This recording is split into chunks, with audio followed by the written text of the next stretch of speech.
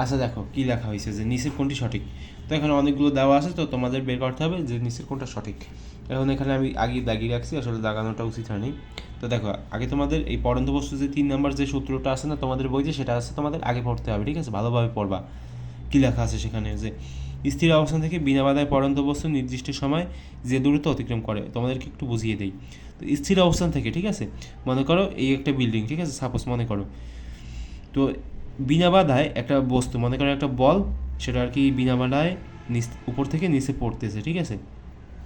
বিনা বাধায় পড়ন্ত বস্তু নির্দিষ্ট সময় যে দূরত্ব অতিক্রম করে, মনে করো নির্দিষ্ট সময় সে এই যে দূরত্বটা না, এটা হচ্ছে তোমার এইচ, নির্দিষ্ট সময় যে দূরত্ব অতিক্রম করে তা ওই সময়ের বর্গের সমানুপাতিক। অর্থাৎ মনে করো যে এই দূরত্বটা হচ্ছে তোমার এইচ, একবার ঠান্ডা মাথায় দেখার চেষ্টা করো যে এই দূরত্বটা হচ্ছে তোমার এইচ, এবং মনে করো যে ওই সময়টা হচ্ছে যে 1.8 সেকেন্ড, বা তুমি যা ইচ্ছে তোমার সেগুলো তুমি মনে ভাবতে পারো। আমি এটা ভাবলাম যে সময়টা হচ্ছে তখন 1.8 সেকেন্ড, এবং যে দূরত্ব অতিক্রম করছে সেটা হচ্ছে তোমার এইচ।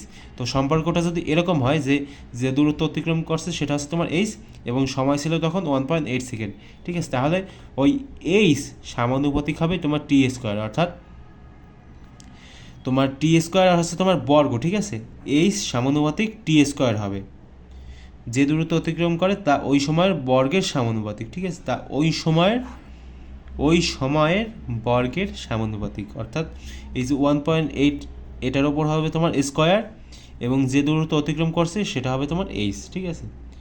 যেহেতু সময়ের বর্গ, তাই হবে তোমার টি স্কোয়ার, ঠিক আছে? যদি না বুঝতে পারো একটু রিপিট করার চেষ্টা করো ভাই, বোঝা যাবে। এগুলো এমন না যে খুব কঠিন, আর এগুলো দিয়ে তোমাদের তেমন একটা ম্যাথ আসবেও না, সমস্যা নেই, চিন্তার কোনো কারণ নেই, এরকমই আসবে আর কি।